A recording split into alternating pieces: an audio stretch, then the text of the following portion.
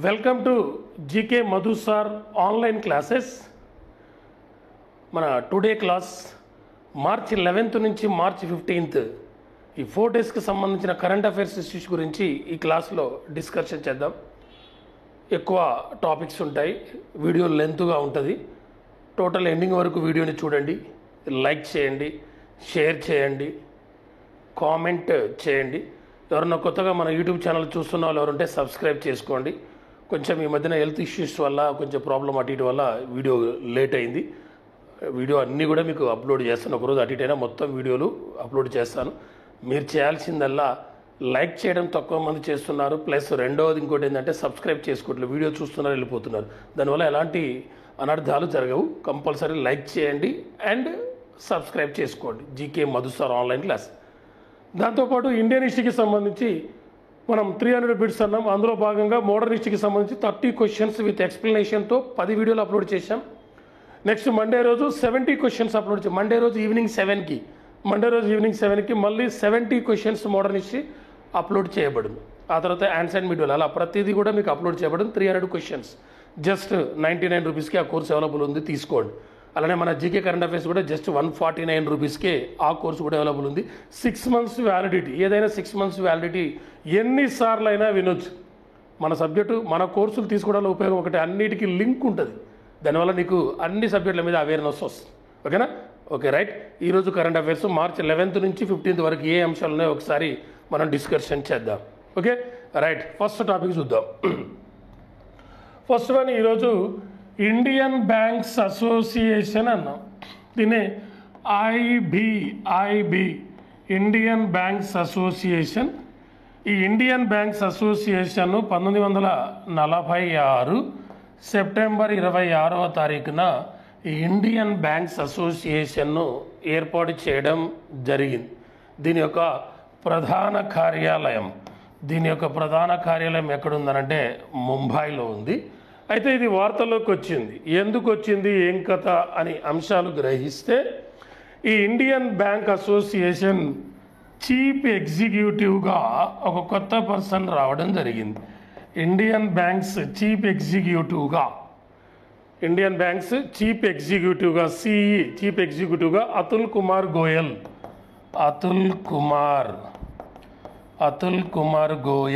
గోయల్ అనే వ్యక్తి నియమితులు కావడం జరిగింది.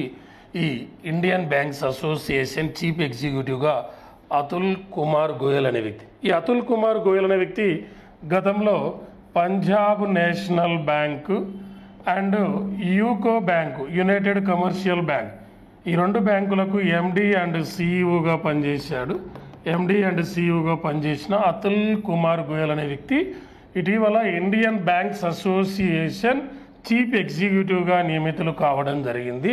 ఆ ఇండియన్ బ్యాంక్స్ అసోసియేషన్ 1946 సెప్టెంబర్ 26వ తారీఖున ఏర్పాటు చేయడం జరిగింది. హెడ్ క్వార్టర్ ఎక్కడుందంటే ముంబైలో ఉంది. అదే ప్రజెంట్ ఈ ఇండియన్ బ్యాంక్ అసోసియేషన్ చైర్మన్గా పనిచేస్తున్న వ్యక్తి ఎవరంటే central bank of India MD and CEO పనిచేస్తున్న వ్యక్తి ఎంవి రావు నియమితులు కావడం జరిగింది. MV Rao central bank of India MD and CEO అనే వ్యక్తి ఈ ఐబిఏ చైర్మన్గా కొనసాగుతున్నాడు. ఆయన పేరే ఎంవి రావు. ఈయనేమో చైర్మన్, ఈయనేమో చీఫ్ ఎగ్జిక్యూటివ్ ఇండియన్ బ్యాంక్. ఆ ఎంవి రావే present central bank of India MD and సిఇఓగా పనిచేస్తున్న వ్యక్తి. మరి ఇప్పుడు ఐబిఏను ఇండియన్ బ్యాంక్స్ అసోసియేషన్, మరి ఇంటర్నేషనల్ బ్యాంక్స్ డే ఎప్పుడంటే December 4th international banks day. ఆ December 4th ప్రపంచ వన్యప్రాణి సంరక్షణ దినం కూడా. ఆ December 4th Indian navy day కూడా December 4th. మరి బ్యాంక్స్ అన్నాము. ప్రజెంట్ మన ఇండియాలో ఉన్న ప్రభుత్వ రంగ బ్యాంకులు ఎన్నాయంటే 12 ప్రభుత్వ రంగ బ్యాంకులు ఉన్నాయి. ఇండియాలో మొత్తం 12 ప్రభుత్వ రంగ బ్యాంకులు ఉంటే అందులో ఒకటి ఫస్ట్ వన్ ఎస్బీఐ. ఈ ఎస్బీఐ బ్యాంకును 1955లో ఏర్పాటు చేయడం జరిగింది. ఆ 1955లో ఏర్పాటు చేస్తే ఆ ఎస్బీఐ బ్యాంకు ప్రధాన కార్యాలయం ఎక్కడుందనంటే ముంబైలో దాని ప్రధాన కార్యాలయం ఉంది. రెండవది పంజాబ్ నేషనల్ బ్యాంకును 1894లో ఏర్పాటు చేశారు. దీని ప్రధాన కార్యాలయం ఎక్కడుందంటే ఢిల్లీలో ఉంది. మూడవది bank of Baroda. Bank of బరోడాను 1908లో ఏర్పాటు చేయడం జరిగింది. బ్యాంక్ ఆఫ్ బరోడా యొక్క ప్రధాన కార్యాలయం ఎక్కడుందనంటే వడోదరలో ఉంది. తర్వాత నాలుగో బ్యాంక్ ఏదంటే కెనరా బ్యాంక్. ఫోర్త్ వన్ ఏదంటే కెనరా బ్యాంక్. ఆ కెనరా బ్యాంకును 1906లో ఏర్పాటు చేశారు. ఆ 1906లో కెనరా బ్యాంకును ఎక్కడ అంటే బెంగళూరులో దాని యొక్క ప్రధాన కార్యాలయం ఉంది కెనరా బ్యాంకు. ఐదవది యూనియన్ బ్యాంక్ ఆఫ్ ఇండియా. ఐదవ ప్రభుత్వ రంగ బ్యాంక్ ఏదంటే యూనియన్ బ్యాంక్ ఆఫ్ ఇండియా. ఆ యూనియన్ బ్యాంక్ ఆఫ్ ఇండియాను 1919లో ఏర్పాటు చేయడం జరిగింది. దాని ప్రధాన కార్యాలయం ముంబై. ప్రధాన కార్యాలయం ఎక్కడుందనంటే ముంబైలో కలదు. ఆ తర్వాత ఆరో బ్యాంక్ ఏదంటే ఇండియన్ బ్యాంకు. ఆరవది ఇండియన్ బ్యాంకు. దీన్ని 1907లో ఏర్పాటు చేశారు. దీని హెడ్ క్వార్టర్ వచ్చి చెన్నైలో ఉంది ఇండియన్ బ్యాంక్ యొక్క హెడ్ క్వార్టర్. ఆ తర్వాత ఏడవ బ్యాంక్ ఏదంటే సెంట్రల్ బ్యాంక్ ఆఫ్ ఇండియా. దీన్ని 1911లో ఏర్పాటు చేశారు. ఆ 1911లో దీని ప్రధాన కార్యాలయం ఎక్కడుందనంటే ముంబై నగరంలో ఉంది సెంట్రల్ బ్యాంక్ ఆఫ్ ఇండియా. ఆ తర్వాత ఎనిమిదవ బ్యాంక్ ఏదంటే Indian overseas bank. Indian overseas bank 1930లో ఏర్పాటు చేశారు. ఆ ఇండియన్ ఓవర్సీస్ ప్రధాన బ్యాంక్ ఎక్కడుందంటే ప్రధాన కార్యాలయం చెన్నైలో ఉంది. ఆ తర్వాత తొమ్మిదవది బ్యాంక్ ఆఫ్ ఇండియా. 1909లో ఏర్పాటు చేశారు. దీని ప్రధాన కార్యాలయం ముంబైలో ఉంది. బ్యాంక్ ఆఫ్ ఇండియా 1909 కాదు 1906లో ఏర్పాటు చేశారు, ముంబైలో ఉంది. ఆ తర్వాత నెక్స్ట్ 10th 10వది ఇవన్నీ కూడా ప్రభుత్వ రంగ బ్యాంకులు. 10వది bank of Maharashtra. Bank of మహారాష్ట్రను 1935లో ఏర్పాటు చేశారు. ఇది ఎక్కడుందంటే పూణేలో ఉంది. తర్వాత 11th నెక్స్ట్ మరొక ప్రభుత్వ రంగ బ్యాంకు. 11th ప్రభుత్వ రంగ bank Punjab and Sind bank. Punjab and Sind bank 1908లో ఏర్పాటు చేశారు. ఎక్కడుందంటే ఢిల్లీలో ఉంది. తర్వాత UCO bank. UCO means united commercial bank. దీన్ని 1943లో ఏర్పాటు చేశారు. ఎక్కడుందంటే ఇది కలకత్తా నగరంలో ఉంది. ఈ 12 ప్రభుత్వ రంగ బ్యాంకులు అన్నట్టు. అతిపెద్ద ప్రభుత్వ రంగ బ్యాంక్ ఏదంటే ఎస్బీఐ. రెండోది పంజాబ్ నేషనల్ బ్యాంకు. మూడోది బ్యాంక్ ఆఫ్ బరోడా. మొత్తం 12 అన్నాం. SBI, Punjab national bank, bank of Baroda, Canara bank, union bank, Indian overseas. ఆరోది వచ్చి ఇండియన్ బ్యాంకు. ఏడోది సెంట్రల్ బ్యాంక్ ఆఫ్ ఇండియా. ఎనిమిదోది ఇండియన్ ఓవర్సీస్ బ్యాంక్. తొమ్మిదోది బ్యాంక్ ఆఫ్ ఇండియా. 10వది బ్యాంక్ ఆఫ్ మహారాష్ట్ర. 11వది పంజాబ్ అండ్ సింధు బ్యాంకు. 12వది యూకో బ్యాంక్. ఇదొకటి వార్తల్లోకి వచ్చిన అంశాలలో భాగంగా. నెక్స్ట్ రెండవది కార్పట్ అండ్ బొంగో సాగర్ అనే నౌకా విన్యాసాలు జరిగాయి. నౌకా విన్యాసాలు ఎక్కడ అంటే బంగాళాఖాతంలో జరిగాయి. ఏ రెండు దేశాల మధ్య అంటే భారత్ బంగ్లాదేశ్ల మధ్య ఈ రెండు నౌకా విన్యాసాలు జరిగాయి.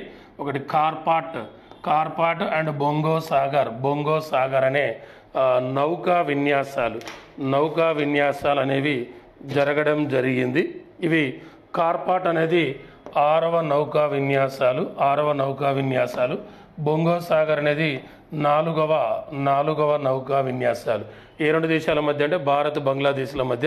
ఇవి రీసెంట్గా మార్చి 10 నుండి 12 వరకు 2025 మార్చి 10 నుండి 12 వరకు 6వ కార్పట్ నౌకా విన్యాసాలు, 4వ బొంగో సాగర్ నౌకా విన్యాసాలు బంగాళాఖాతంలో భారత్ బంగ్లాదేశ్ల మధ్య జరగడం జరిగింది. ఇది ఒక పాయింట్. వార్తల్లోకి వచ్చిన అంశాల్లో భాగంగా ఇది కూడా ఒక పాయింట్. అలానే మనకు బంగ్లాదేశ్కు మధ్య జరిగే సైనిక విన్యాసాలు కూడా ఉన్నాయి. మనకు బంగ్లాదేశ్కు మధ్య జరిగే సైనిక విన్యాసాలు సంప్రీతి అనే సైనిక విన్యాసాలు జరుగుతాయి. ఏ రెండు దేశాల మధ్య? భారత్కు బంగ్లాదేశ్కు మధ్య. అయితే మరి వివిధ దేశాల మధ్య జరిగే విన్యాసాలు ఒకసారి చూద్దాం. వివిధ దేశాల మధ్య జరిగే విన్యాసాలు. ఫస్ట్ది సింగపూర్ అన్నాం. సింగపూర్ అంటే భారత్కు సింగపూర్కు మధ్య. భారత్కు సింగపూర్కు మధ్య అగ్ని వారియర్ అనే సైనిక విన్యాసాలు ఆర్మీ ఎక్సర్సైజ్ అండ్ బోల్డ్ కురుక్షేత్ర అనే ఈ రెండు ఆర్మీ ఎక్సర్సైజు మనకు సింగపూర్కు మధ్య జరుగుతుంది. అదే మనకు సింగపూర్కు మధ్య నేవీ ఎక్సర్సైజ్ అయితే సింబెక్స్, మనకు సింగపూర్కు నేవీ ఎక్సర్సైజ్ అయితే సింబెక్స్, ఆర్మీ ఎక్సర్సైజ్ అయితే అగ్ని వారియర్ అండ్ బోల్డ్ కురుక్షేత్ర అనే విన్యాసాలు జరుగుతాయి. ఆ తర్వాత రెండవది శ్రీలంక గురించి చూద్దాం. శ్రీలంక అన్నాం. మనకు శ్రీలంకకు ఆర్మీ ఎక్సర్సైజ్ అయితే మిత్రశక్తి అనే ఆర్మీ ఎక్సర్సైజ్ జరుగుతుంది. అదే మనకు శ్రీలంకకు నేవీ ఎక్సర్సైజ్ అయితే స్లెనెక్స్ అనే విన్యాసాలు జరుగుతాయి. మనకు శ్రీలంకకు నేవీ ఎక్సర్సైజ్. ఆ తర్వాత మూడవది బ్రిటన్ అనే దేశం గురించి చూద్దాం. మనకు బ్రిటన్కు మధ్య జరిగే విన్యాసాల గురించి చూద్దాం. అందులో ఒకటి అజయ్ వారియర్ అనేది ఆర్మీ ఎక్సర్సైజ్. తర్వాత ఇంద్రధనుష్ అనేది ఎయిర్ ఫోర్స్ ఎక్సర్సైజ్.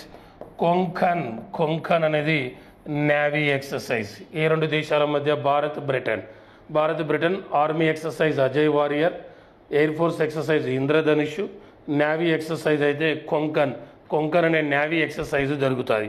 ఆ తర్వాత మనకు ఫ్రాన్స్కు మధ్య విన్యాసాలు అయితే ఆర్మీ అయితే శక్తి అండ్ ప్రింజెక్స్ అనే రెండు విన్యాసాలు జరుగుతాయి. మనకు ఫ్రాన్స్ ఆర్మీ ఎక్సర్సైజ్.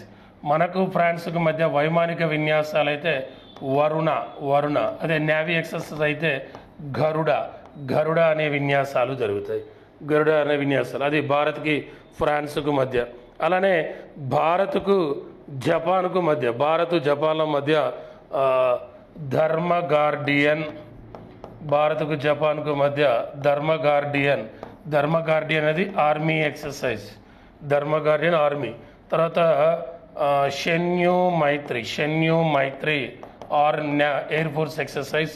తర్వాత జిమెక్స్ అనేది నేవీ ఎక్సర్సైజ్. మనకు జపాన్ దేశానికి మధ్య జరిగే విన్యాసాలు అవి. ఆ తర్వాత మనకు కజకిస్తాన్కి అనుకోండి, భారత్ కజకిస్తాన్కి కజింద్ అనే విన్యాసాలు జరుగుతాయి. మనకు కజకిస్తాన్కి కజింద్. అదే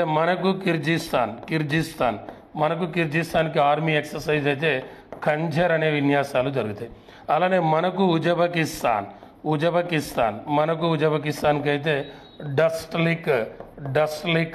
డస్లిక్ అనే విన్యాసాలు జరుగుతాయి. అలానే మనకు థాయిలాండ్కు మధ్య సైనిక విన్యాసాలు అయితే మైత్రి అనే సైనిక విన్యాసాలు జరుగుతాయి. మనకు థాయిలాండ్. ఆ తర్వాత మనకు రష్యాకు మధ్య సైనిక విన్యాసాలు అంటే ఇంద్ర. అలానే మనకు మాల్దీవులకు మధ్యన మనకు జరిగేది ఎక్కువెరిన్ అనే విన్యాసాలు.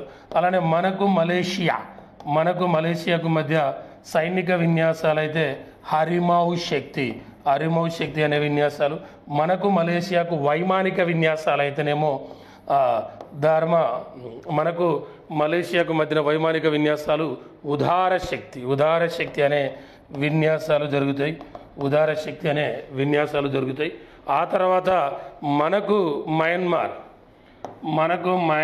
మయన్మార్కు సైనిక విన్యాసాలు అయితే ఇంబెక్స్. మనకు మయన్మార్కు సైనిక విన్యాసాల పేరు ఇంబెక్స్ అనే విన్యాసాలు జరుగుతాయి. అలానే మనకు మంగోలియా దేశం మధ్య నొమాడిక్ ఎలిఫెంట్ అనే విన్యాసాలు జరుగుతాయి. అలానే మనకు నేపాల్కు మధ్య సాగర్ మాత అనే సైనిక విన్యాసాలు. అదే నేపాల్ చైనా అయితే సూర్య కిరణ్ అనే విన్యాసాలు. అలానే నేపాల్ అమెరికా అయితే శాంతి ప్రయాస్ అనే విన్యాసాలు జరుగుతాయి. అమెరికా నేపాల్ శాంతి ప్రయాస్. అలానే ఇండోనేషియా భారత్ మధ్య సైనిక విన్యాసం అయితే గరుడ శక్తి. నౌకా విన్యాసం అయితే సముద్ర శక్తి అనే విన్యాసాలు జరుగుతాయి. అలానే మనకు చైనాకు అయితే హ్యాండ్ ఇన్ హ్యాండ్. ఇవి విన్యాసాలకు సంబంధించి. మనకు సింగపూర్కి అయితే సైనిక విన్యాసాలు 2, అగ్ని వారియర్, బోల్డ్ కురుక్షేత్ర అనే 2 విన్యాసాలు జరుగుతాయి. మనకు సింగపూర్కు మనకు నౌకా విన్యాసాలు అయితే సింబెక్స్. ఆ తర్వాత భారత్ శ్రీలంకల మధ్య సైనిక విన్యాసం మిత్రశక్తి, నౌకా విన్యాసం స్లెనెక్స్. అదే మనకు బ్రిటన్ దేశానికి మధ్య సైనిక విన్యాసం అజయ్ వారియర్, వైమానిక విన్యాసం ఇంద్రధనుష్, నౌకా విన్యాసం కొంకన్ అనేది జరుగుతుంది. అలానే మనకు ఫ్రాన్స్కు సైనిక విన్యాసం శక్తి అండ్ ప్రింజెక్స్, వైమానిక వరుణ, నౌకా విన్యాసం గరుడ అనే నౌకా విన్యాసం జరుగుతాయి. ఆ తర్వాత మనకు జపాన్కు సైనిక ధర్మ గార్డియన్, వైమానిక షెన్యు మైత్రిస్, నౌకా జిమెక్స్ అనే విన్యాసాలు జరుగుతాయి. భారత్ కజకిస్తాన్ అయితే కజిన్, భారత్ కిర్గిస్తాన్ అయితే కంజర్, భారత్ ఉజ్బెకిస్తాన్ అయితే డస్లిక్, భారత్ థాయిలాండ్ అయితే మైత్రి, భారత్ రష్యా అయితే ఇంద్ర, భారత్ మాల్దీవులు ఎక్వేరియన్, భారత్ మలేషియా సైనిక అయితే హరిమో శక్తి, వైమానిక అయితే ఉదార శక్తి. మనకు ఇండోనేషియా సైనిక గరుడ శక్తి, వైమానిక సముద్ర శక్తి, మనకు చైనాకు హ్యాండ్ ఇన్ హ్యాండ్ అనే విన్యాసాలు. అదే మనకు Myanmar ఇంబెక్స్, Mongolia nomadic elephant, Nepal Sagar మాత, నేపాల్ చైనా సూర్యకిరణ్, నేపాల్ అమెరికా శాంతి ప్రయాస్ అనే విన్యాసాలు జరుగుతాయి. ఓకే, ఇదొక పాయింట్. వార్తల్లోకి వచ్చిన అంశాల్లో ఇది ఒకటి. నెక్స్ట్, ప్రపంచంలో ఆయుధ దిగుమతిదారుల దేశం. Arms imports. ప్రపంచంలో ఆయుధ దిగుమతిదారుల దేశకు సంబంధించి ఈ నివేదికను విడుదల చేసింది ఎవరంటే సిప్రి అనే సంస్థ విడుదల చేసింది. సిప్రి ప్రపంచంలో ఆయుధ దిగుమతిదారుల దేశాలకు సంబంధించి నివేదికను విడుదల చేసింది ఎవరంటే సిప్రి అనే సంస్థ విడుదల చేసింది. Stockholm international peace research institute అన్నట్టు. Stockholm international peace research institute. ఈ సిప్రి అనే సంస్థ 1966లో ఈ సిప్రిని ఏర్పాటు చేయడం జరిగింది. 1966లో సిప్రిని ఏర్పాటు చేస్తే ఈ ప్రపంచంలో సిప్రి ఎక్కడ ఉందంటే ఇక్కడ ఉంది, స్టాక్హోమ్. అంటే స్టాక్హోమ్ అంటే స్వీడన్ రాజధాని స్టాక్హోమ్లో ఈ సంస్థ ఉందన్నట్టు. ఆ సంస్థ విడుదల చేసిన రిపోర్టు ప్రకారం అంటే 2020 నుండి 2024 వరకు 2020 నుండి 2024 వరకు ప్రపంచంలో అతిపెద్ద ఆయుధ దిగుమతిదారు దేశం, ఎక్కువగా ఆయుధాలు దిగుమతి చేసుకునే దేశాలలో మొదటి స్థానంలో ఉన్న దేశం ఏదా అంటే ఉక్రెయిన్. మొదటి స్థానంలో ఉన్న దేశం ఏదా అంటే ఉక్రెయిన్ మొదటి స్థానంలో ఉన్నది. రెండవ స్థానంలో ఉన్న దేశం ఏదా అంటే ఇండియా రెండవ స్థానంలో ఉంది. 2020-24లో ప్రపంచంలో అతిపెద్ద ఆయుధ దిగుమతిదారు దేశాల్లో ఫస్ట్ ప్లేస్ ఉక్రెయిన్, రెండవది భారత్. అయితే 2015 నుంచి 19, 2015 నుంచి 19, 2015-19 నుంచి 2024 మధ్య కాలంలో 2015-19 నుంచి 2024 మధ్య కాలంలో భారత ఆయుధ దిగుమతి శాతం అనేది 9.3% మేర తగ్గడం జరిగింది. మనం ఆయుధాలు దిగుమతి చేసుకునే పర్సంటేజ్ ఎంత తగ్గిపోయిందంటే 9. ఇంతకుముందు పోలిస్తే 9.3% తగ్గాయి. ప్రపంచంలో ఆయుధాలు ఎక్కువ ఎగుమతి చేసే దేశాలు, ఎక్కువగా ఆయుధాలు ఎగుమతి చేసే దేశాల్లో అమెరికా ఫస్ట్ ప్లేస్లో ఉంది. రెండవ స్థానంలో ఉన్న దేశం ఏదంటే ఫ్రాన్స్. ఆయుధాలు ఎక్కువగా దిగుమతి అయితే ఉక్రెయిన్, రెండోది ఇండియా. ఆయుధాలు ఎక్కువగా ఎగుమతి చేసే దేశాల్లో ఫస్ట్ ప్లేస్ ఎవరు అంటే అమెరికా వాటా మొత్తం ఆయుధాలు ఎగుమతి చేసే దేశాల్లో 43% అమెరికాదే ఉంది. రెండో ప్లేస్ ఎవరంటే ఫ్రాన్స్ అయితే 9.6% ఫ్రాన్స్ వాటా. థర్డ్ ప్లేస్ మొదటి వరకు రష్యా సెకండ్ ప్లేస్లో ఉంది, ఇప్పుడు రష్యా థర్డ్ ప్లేస్లోకి వచ్చింది. రష్యా ఆయుధాలు ఎక్కువగా ఎగుమతి చేసే దేశాల్లో రష్యా థర్డ్ ప్లేస్, తన వాటా 7.8%, 7.8%తో రష్యా అనేది థర్డ్ ప్లేస్లో ఉంది.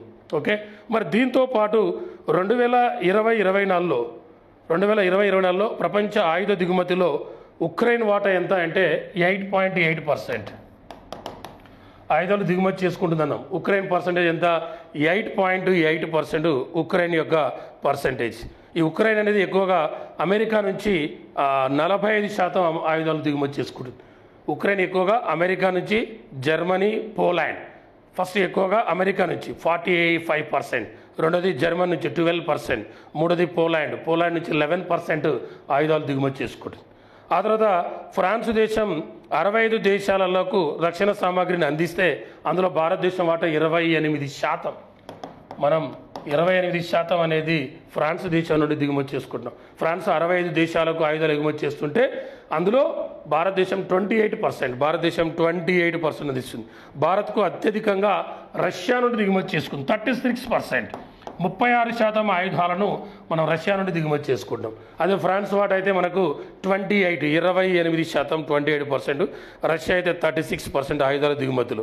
మనకు 2015 నుంచి 2019 మధ్య కాలంలో 2015 నుంచి 2019 మధ్యకాలంలో భారతదేశం 55% ఆయుధాలను దిగుమతి చేసుకుంది ఆ మధ్యకాలంలో. ఆ తర్వాత 2010-14లో 2010 నుంచి 14లో భారత్ 72% ఆయుధాలు దిగుమతి చేసుకుంది. అంటే తగ్గిపోయింది, ఆయుధాలు దిగుమతి చేసుకుని మనకు రోజు రోజు తగ్గిపోతుంది. 2010-14లో 72% ఉండే, అది 2015-19కి వచ్చే 55%కి వచ్చింది. ఆ తర్వాత ఇంకోటి జఫాగాలు ఉన్నారుగా మనకి ఎడబడిగా. ఈ జఫాగాలు ఎవరు? పాకిస్తాన్. ఈ పాకిస్తాన్ ఎక్కువగా ఆయుధాలు ఎక్కువగా దిగుమతి చేసుకునేది చైనా నుండి. చైనా నుండి 81% చైనా నుంచే ఆయుధాలను దిగుమతి చేసుకుంటుంది. ఏ దేశం నుంచి? చైనా. పాకిస్తాన్ ఎక్కువ వాటి ఆయుధాలు దిగుమతి చేసుకుని చైనా నుంచి 81%. మనమైతే రష్యా నుంచి 36%. ఆ తర్వాత ఫ్రాన్స్ నుంచి 28%. ఆయుధ దిగుమతిదారులో మనం 2వ స్థానంలో ఉన్నాం. మొదటి స్థానంలో ఉన్న దేశం ఏదంటే ఉక్రెయిన్. ప్రపంచంలో ఆయుధాలు ఎక్కువగా ఎగుమతి చేసే దేశం అమెరికా, 2వ దేశం ఫ్రాన్స్, 3వ దేశం రష్యా. మొన్నటి వరకు రష్యా 2వ ప్లేస్లో ఉంది. ఈ నివేదికను విడుదల చేసింది ఎవరంటే సిప్రి. సిప్రి అంటే Stockholm international peace research institute. ఎక్కడుందంటే స్వీడన్ రాజధాని స్టాక్హోమ్లో ఉంది. దీన్ని 1966లో ఏర్పాటు చేయడం జరిగింది. ఓకే, ఇదొక పాయింట్. న్యూస్లోకి వచ్చిన అంశాల్లో ఇదొకటి. తర్వాత నో స్మోకింగ్ డే. నెక్స్ట్ మరొక point, no smoking day. No smoking day అనే దానికి ఒక డే ఉండదు. ఈసారి నో స్మోకింగ్ డే అనేది మార్చి 12న వచ్చింది. ఈసారి నో స్మోకింగ్ డే ఎప్పుడు వచ్చిందంటే మార్చి 12న వచ్చింది. నో స్మోకింగ్ డే అంటే ఇది ప్రతి సంవత్సరం కూడా మార్చి నెల 2వ బుధవారం ప్రతి సంవత్సరం మార్చి మంత్ సెకండ్ వెడ్నెస్డేన నో స్మోకింగ్ డేను సెలబ్రేట్ చేస్తారు. మరి ఈ 2025 నో స్మోకింగ్ డే యొక్క థీమ్ కావాలి. స్మోకింగ్ డేని ఎప్పుడు జరుపుకుంటారు? దాని యొక్క థీమ్ ఏంటంటే ఈసారి థీము క్వైట్ ఫర్ గుడ్.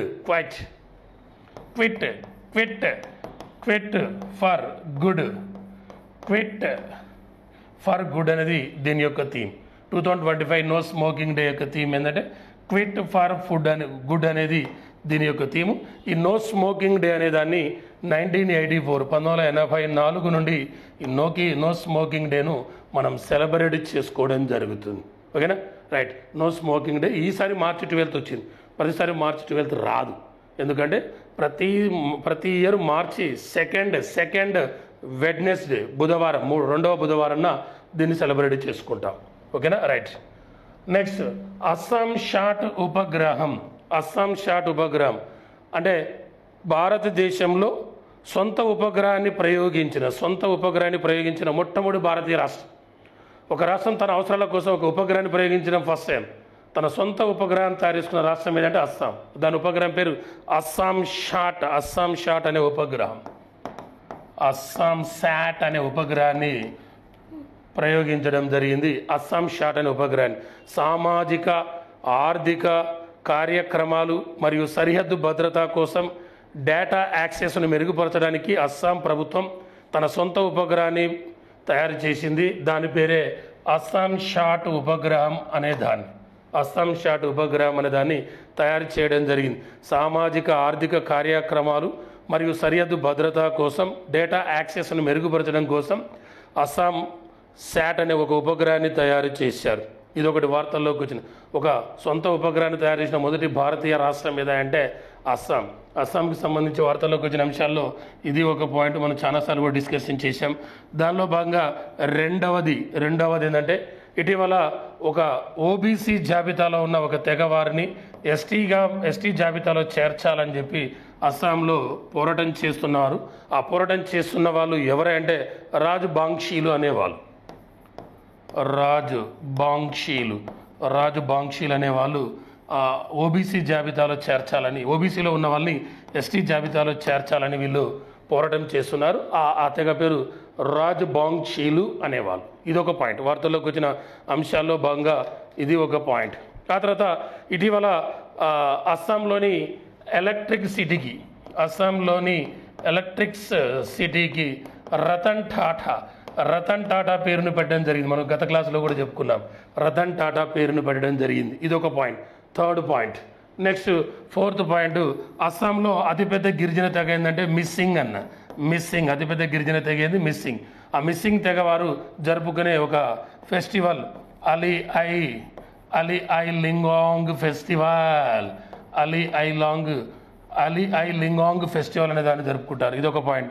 మరొక పాయింట్ ఏంటంటే అస్సాంలో తేయాకు పరిశ్రమను ఏర్పాటు చేసి 200 సంవత్సరాలు పూర్తిన సందర్భంగా ఒక నృత్యాన్ని కూడా నిర్వహించారన్న జూమర్ అనే ఒక నృత్యాన్ని కూడా ప్రదర్శించడం జరిగింది. ఇదొక పాయింట్ వార్తల్లోకి వచ్చిన అంశాలు. అలానే అస్సాం అత్యున్నత పౌర పురస్కారం పేరు అస్సాం వైభవ్ అవార్డు.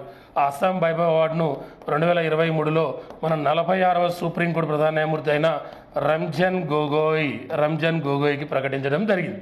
ఇవి అస్సాంకు సంబంధించిన కరెంట్ అఫైర్స్ పాయింట్స్. ఒకటేమో అస్సాం షాట్ అనే ఒక ఉపగ్రహాన్ని తయారు చేసింది. రాజవంశీయులు ఎస్టీల చార్జాలను తిరుగుబాటు చేస్తున్నారు. అలానే అలీ ఐ లింగాంగ్ అనే ఫెస్టివల్ జరిగింది. జూమర్ అనే నృత్యాన్ని ప్రదర్శించారు. అలానే అస్సాం ఎలక్ట్రిక్ సిటీకి రతన్ టాటా పేరు పెట్టారు. అలానే అస్సాం వైభవ్ అవార్డును ఎవరికి ఇచ్చారంటే రంజన్ గొగోయ్కి ఇవ్వడం జరిగింది. చూడండి, మన క్లాస్ ఇంటే ఇదే ఫెచ్చింగ్.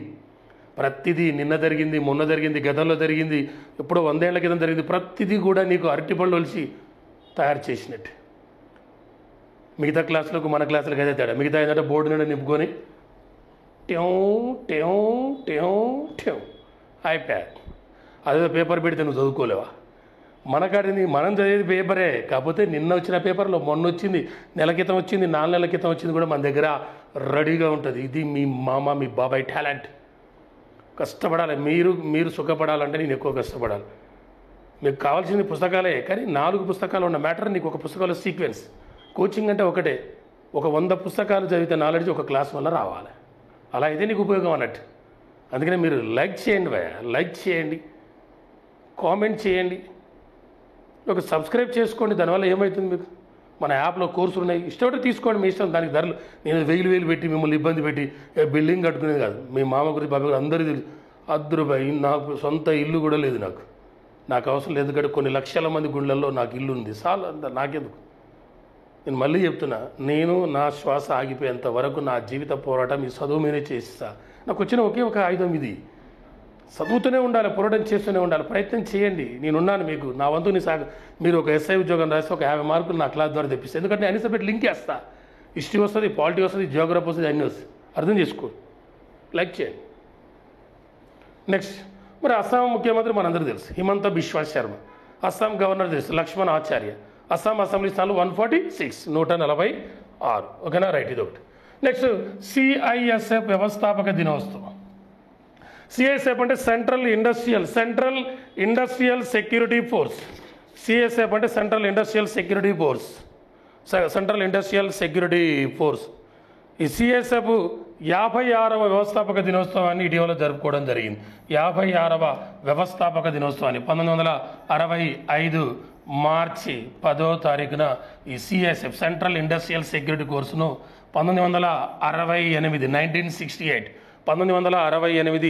సిఐఎస్ఎఫ్ చట్టం ప్రకారం 1969 మార్చి 10న ఏర్పాటు చేస్తే ఇటీవల 56వ వ్యవస్థాపక దినోత్సవాన్ని తమిళనాడులోని తొక్కాలంలో నిర్వహించారు. తక్కోలంలో నిర్వహించారు. తమిళనాడులోని తక్కోలంలో 56వ సిఐఎస్ఎఫ్ వ్యవస్థాపక దినోత్సవాన్ని నిర్వహించడం జరిగింది. 1968 సిఐఎస్ఎఫ్ చట్టం ప్రకారం ఏర్పాటు చేశారు. ప్రభుత్వ లేదా ప్రైవేటు యాజమాన్యంలో ఉన్న పెద్ద సంస్థలకు భద్రత కల్పించడం దీని ప్రాథమిక లక్ష్యం. ఆ సిఐఎస్ఎఫ్ ప్రజెంట్ డీజీగా పనిచేస్తున్న వ్యక్తి రాజ్విందర్ సింగ్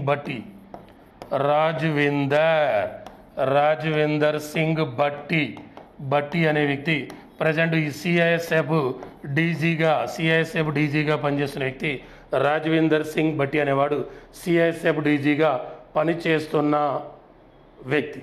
ఓకేనా, ఇదొక పాయింట్. వార్తల్లోకి వచ్చిన అంశాల్లో ఇదొకటి. తర్వాత the grand commander of order of the star and key of the Indian ocean అనే ఒక దేశ పురస్కారం ఇది. The grand commander of order of the star and key of the Indian ocean అనే పురస్కారం. ఇది మారిషస్ దేశానికి సంబంధించింది. ఈ పురస్కారాన్ని మన ప్రధానమంత్రి నరేంద్ర మోదీకి ప్రకటించడం జరిగింది. ఇది నాకు 21వ విదేశీ పురస్కారము. నరేంద్ర మోదీ 2025 మార్చి 11, 12 తేదీలలో మారిషస్లో పర్యటిస్తే మనకు మారిషస్కు మధ్య 8 కీలక అంశాలపై ఒప్పందాలు కూడా జరిగాయి. ఆ దేశ ఇండిపెండెన్స్కు మన ప్రధాని చీఫ్ గెస్ట్గా వెళ్ళాడు. ఆ దేశానికి 1968 మార్చి 12వ తారీఖున మారిషస్కు ఇండిపెండెన్స్ రావడం జరిగింది. 1968 మార్చి 12న దీనికి ఇండిపెండెన్స్ వచ్చింది. ఆ ఇండిపెండెన్స్ అనేది బ్రిటన్ నుండి, ఇంగ్లాండ్ నుండి పొందడం జరిగింది. ఎవరు? ఈ మారిషస్ అనే దేశం. మన ప్రధాని 2 రోజుల్లో పర్యటించాడు. 8 కీలక అంశాలపై ఒప్పందాలు కూడా జరిగాయి. ఆ మారిషస్ పురస్కారాన్ని మన ప్రధానికి ఇవ్వడం జరిగింది. అలానే ఆ మారిషస్ యొక్క ప్రధానమంత్రి నవీన్ చంద్ర రామ్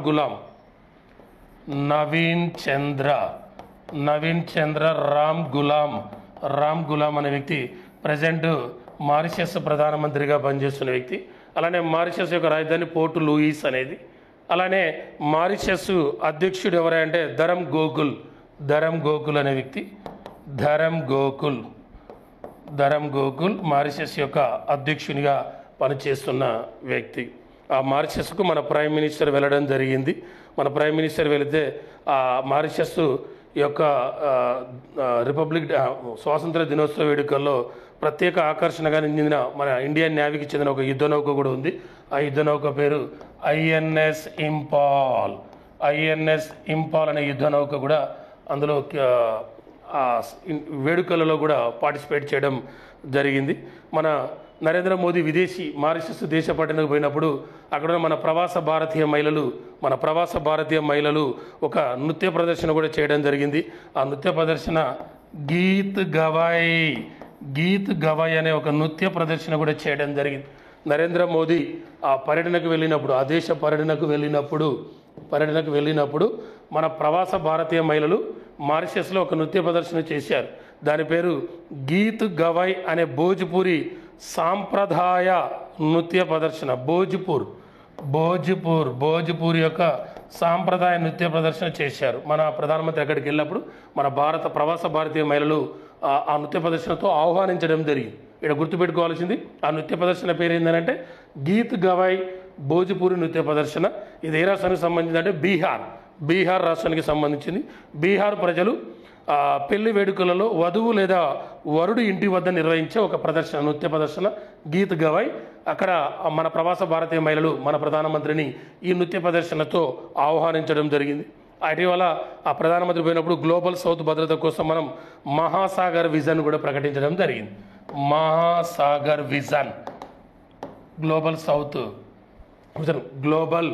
గ్లోబల్ సౌత్ భద్రత కోసం మహాసాగర్ విజన్ కూడా ప్రకటించడం జరిగింది. ఇదొక పాయింట్ గుర్తుపెట్టుకోవాల్సింది. నరేంద్ర మోదీ ఏ దేశ పర్యటనకి వెళ్ళాడంటే మారిషస్ దేశ పర్యటన మార్చి 11, 12 తేదీలో వెళ్ళాడు. ఆ దేశ స్వాతంత్ర దినోత్సవ వేడుకలకు ముఖ్య అతిథిగా వెళ్ళినప్పుడు వాళ్ళ అత్యున్నత పురస్కారం మన ప్రధానికి ఇవ్వడం జరిగింది. మన ప్రధాని ఆ దేశానికి వెళ్ళినప్పుడు ఆ దేశ వేడుకల్లో పాల్గొంటున్నప్పుడు దానిలో భాగంగా మన ఐఎన్ఎస్ ఇంపాల్ కూడా పార్టిసిపేట్ చేయడం జరిగింది.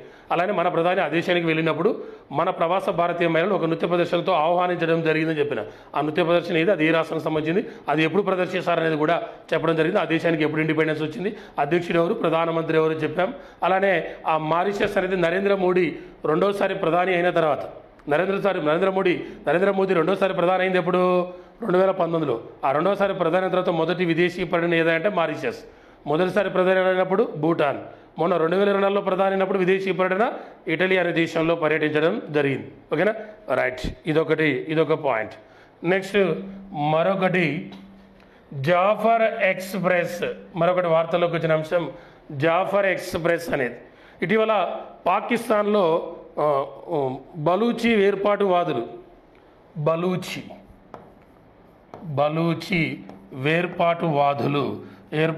ఈ జాఫర్ అనే ఎక్స్ప్రెస్ను హైజాక్ చేయడం జరిగింది. పాకిస్తాన్కి సంబంధించిన ఒక రైలును హైజాక్ చేశారు. జాఫర్ ఎక్స్ప్రెస్. బలూచి ఏర్పాటువాదులు ఈ జాఫర్ ఎక్స్ప్రెస్ రైలును హైజాక్ చేస్తే ఇది బలూచిస్తాన్లోని కెట్వా నుండి పెషావర్కి వెళుతుంది. కెట్వా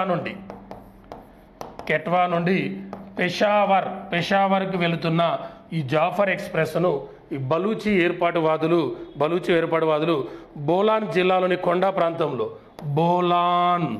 బోలాన్ జిల్లాలోని కొండ ప్రాంతంలో హైజాక్ చేయడం జరిగింది. బోలాన్ జిల్లాలోని కొండ ప్రాంతంలో హైజాక్ చేశారు. ఏది? జాఫర్ ఎక్స్ప్రెస్. బలూచి ఏర్పాటువాదులు. ఇది ఎక్కడి నుంచి ఎక్కడి వరకు వెళ్తుంది? క్వెట్టా నుండి పెషావర్కి వెళుతున్నది. బలూచిస్తాన్లోని క్వెట్టా నుండి పెషావర్కి వెళుతుంటే బోలాన్ జిల్లాలోని కొండ ప్రాంతాల్లో దీన్ని హైజాక్ చేయడం జరిగింది. హైజాక్ చేసిన వాళ్ళు ఎవరయ్యా అంటే బలూచి ఏర్పాటువాదులు హైజాక్ చేయడం జరిగింది. ఇదొకటి వార్తల్లోకి వచ్చిన అంశాల్లో భాగం. పాకిస్తాన్ మనకు తెలుసు. పాకిస్తాన్ రాజధాని ఏంది? ఇస్లామాబాద్. అతిపెద్ద నగరం ఏది? కరాచీ.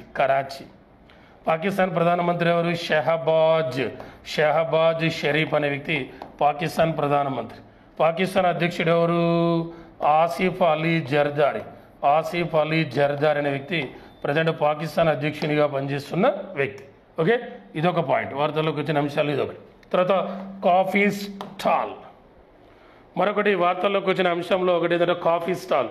ఆ కాఫీ స్టాల్ను ఏర్పాటు చేసుకోవడానికి పార్లమెంటు ప్రాంగణంలో ఆంధ్రప్రదేశ్లోని అరకు ప్రాంతంలో సాగు చేసే కాఫీని సంబంధించిన కాఫీ స్టాల్ ఏర్పాటు చేసుకునేందుకు ఇటీవల ఓం బిర్లా అనుమతినివ్వడం జరిగింది.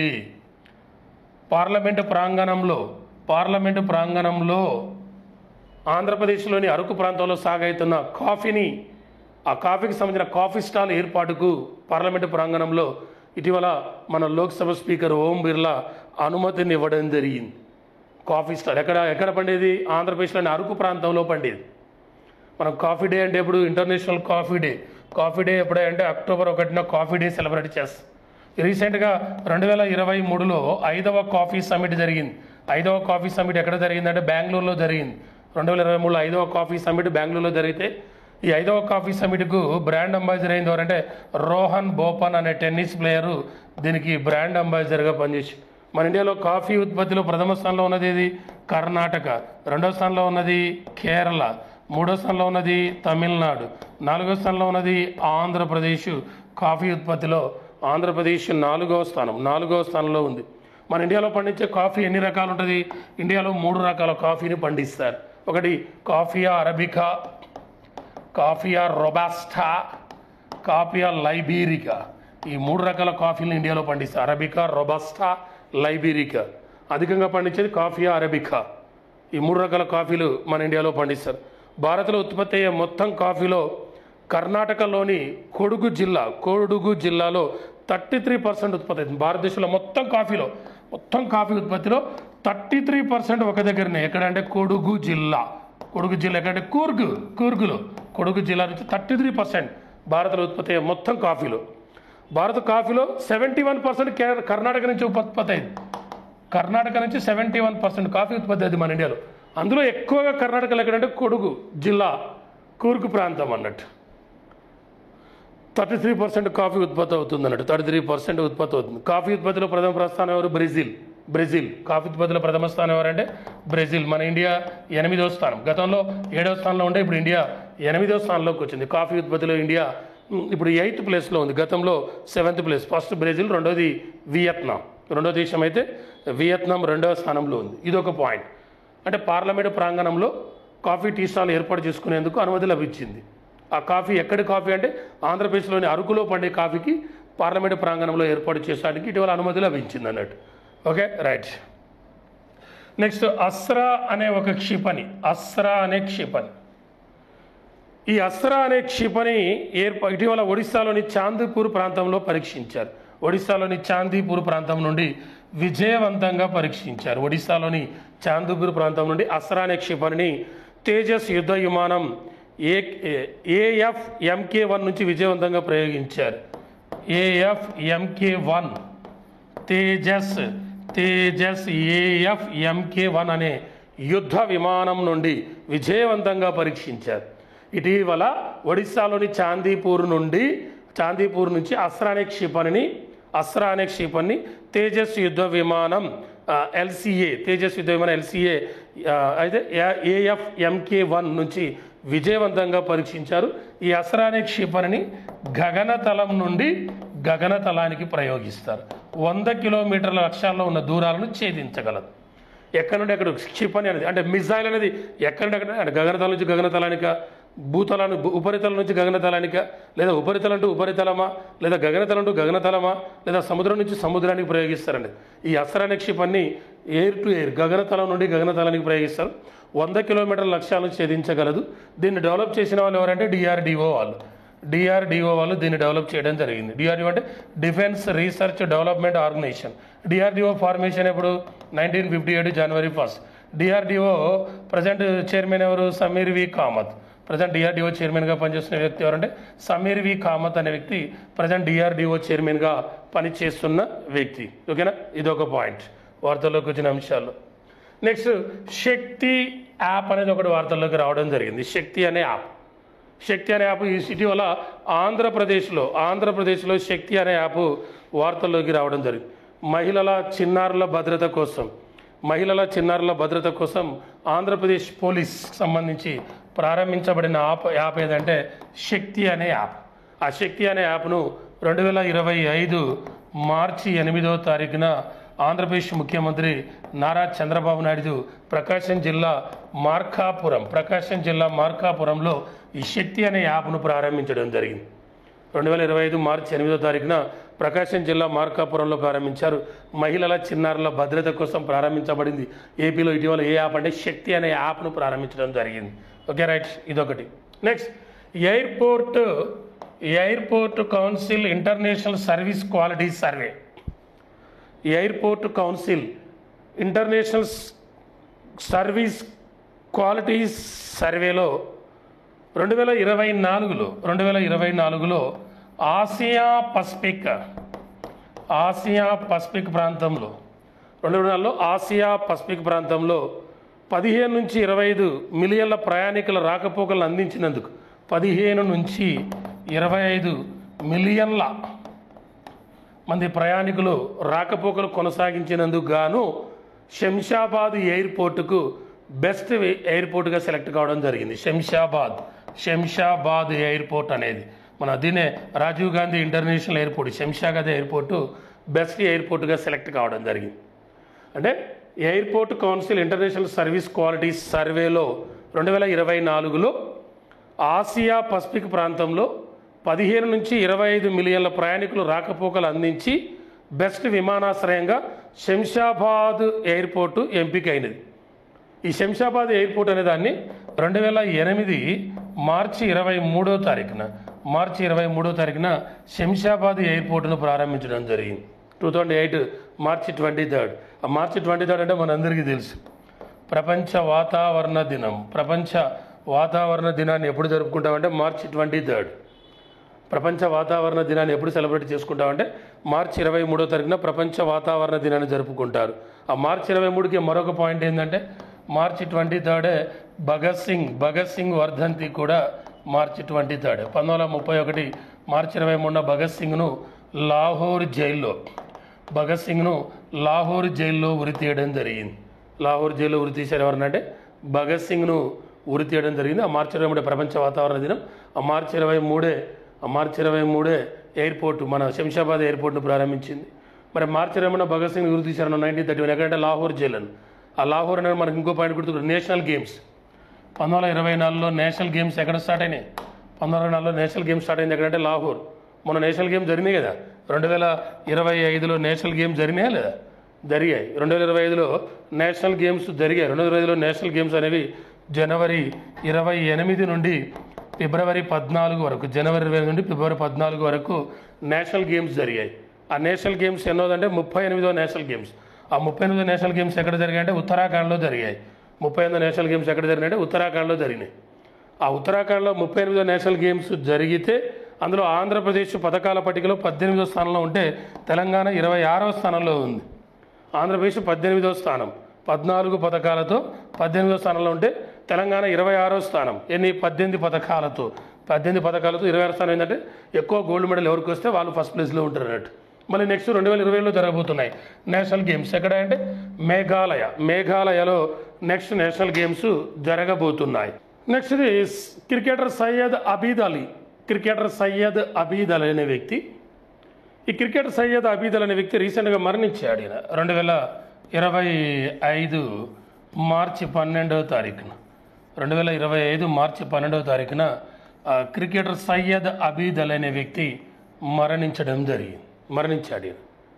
మరి ఈయనకు సంబంధించిన పాయింట్స్ ఏంటంటే, ఈయన 1967 1975 వరకు భారత జట్టుకు విశిష్ట సేవలు అందించాడు. ఈయన 1967 నుండి 1975 వరకు ఇండియన్ క్రికెట్ టీంలో పనిచేయడం, అంటే మెంబర్గా ఉన్నాడు, ఒక క్రీడాకారునిగా పనిచేశాడు 67 నుంచి 1975 వరకు.